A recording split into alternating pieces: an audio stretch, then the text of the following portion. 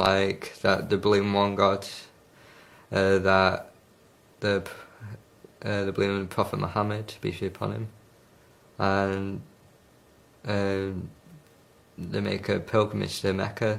That's basically the information that they gave us at the start. Then we found out more information and about how there's a split between how there's different sects, and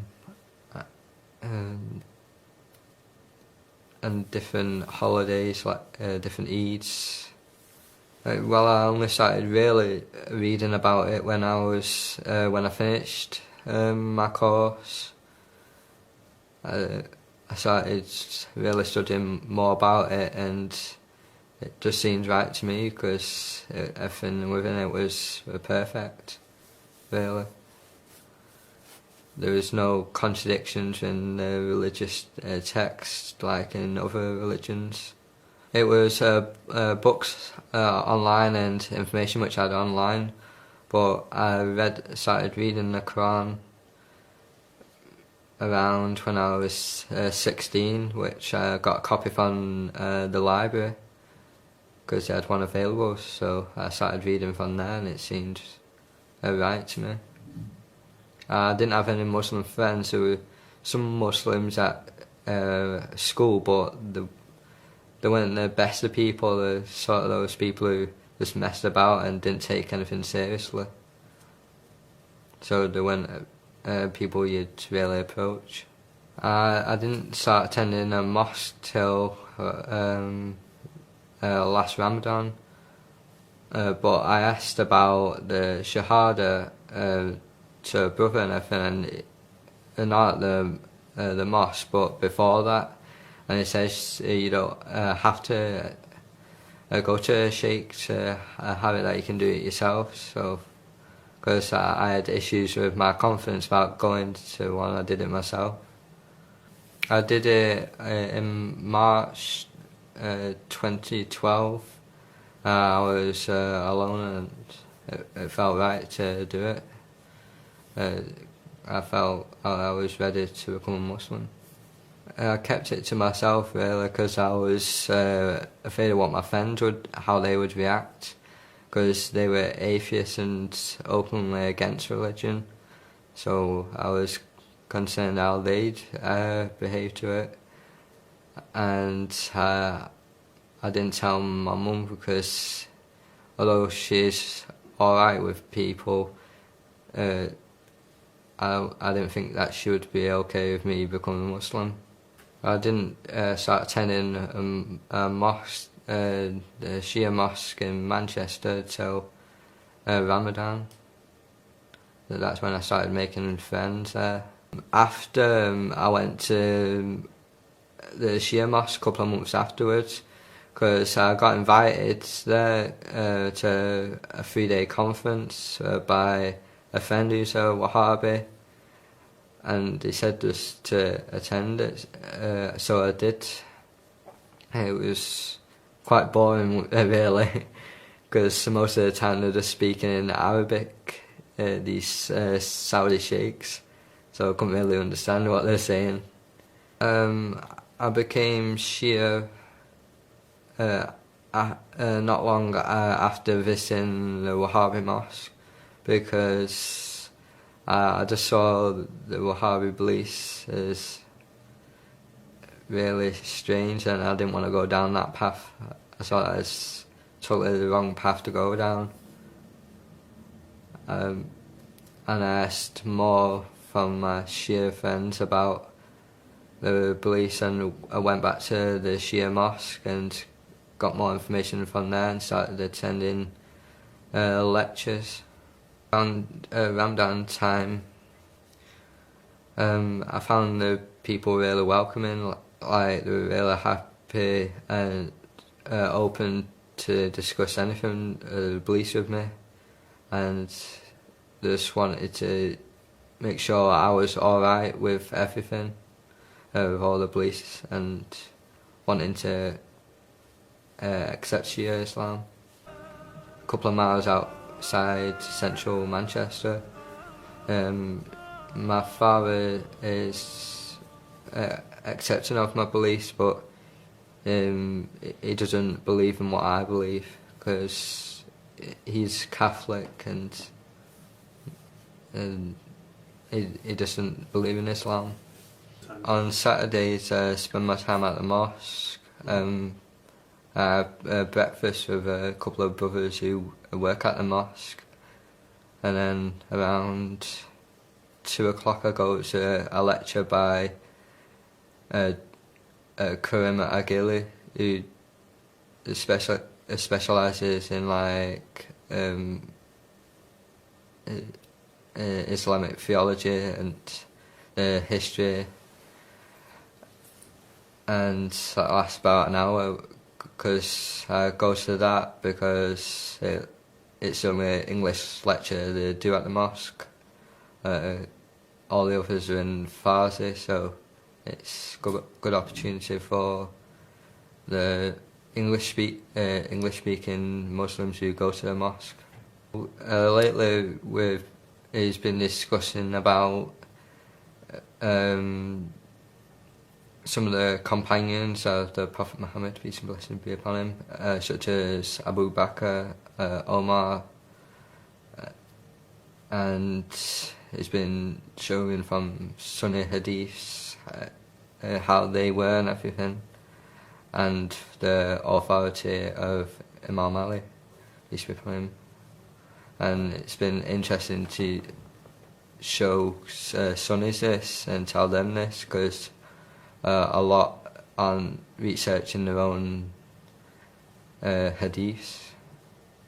During Muharram, I went to the mosque for most of the time in Manchester, but then I got told by a brother that about the IUS and that they do English lectures, so he organised for someone to take me for a night there, and I listened to a lecture by Osama Alatta, which was actually on my birthday, so it was good to experience.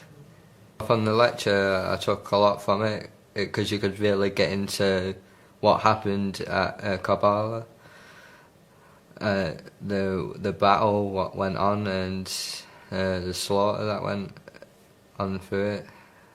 He really got into understanding it and made it really everyone, me including, really cry about what was going on.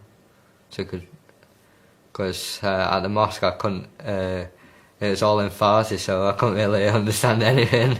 So I could actually understand what was going on.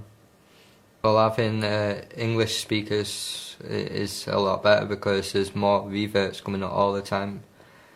And if there's just Arabic speakers and Farsi speakers who can only do that, then it's going to put reverts off and to go into a different path. So English speakers is helping a lot. The reverts understand more about Islam. I like watching Ahlul Bayt TV online because I don't have Sky, so I watch the live stuff and on demand. I like watching the stuff about Imam Mahdi, peace be upon him.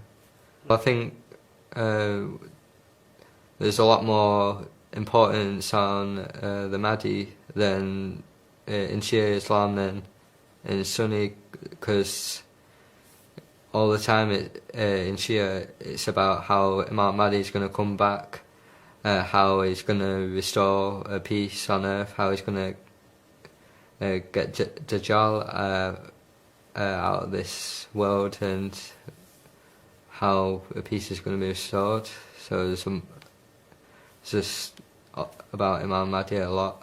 But every morning for last week, and hopefully I'll be able to do for the 40 days, the dua I had, which guarantees you can be in the army of Imam Mahdi, and it's an emotional dua. I want to be with Imam Mahdi because he is the chosen one by Allah.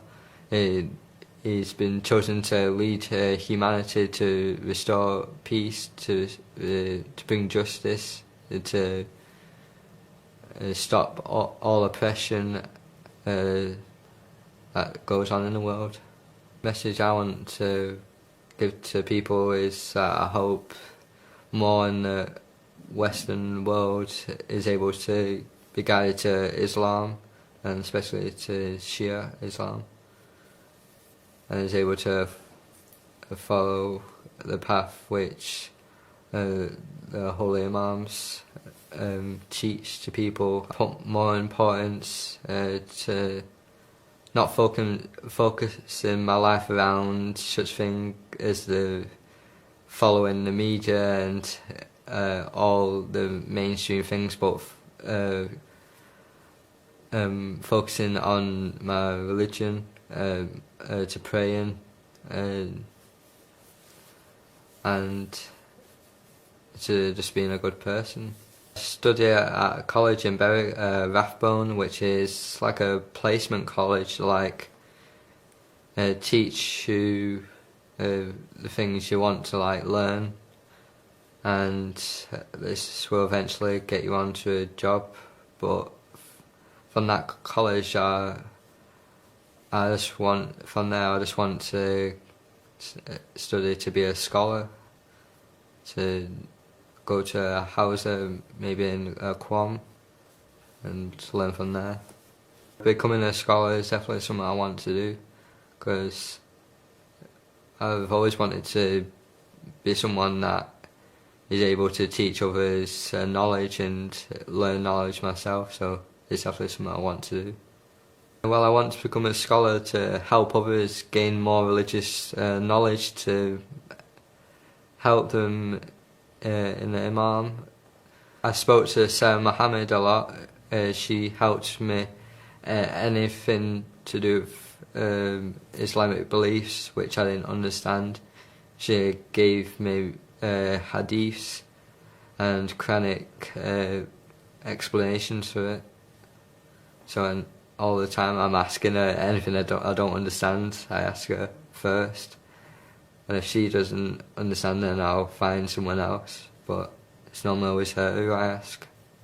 When I first heard about the story of Imam Hussein, I got really upset about it, and that this happened. That his whole family and his companions himself were slaughtered just for upholding the truest form of Islam.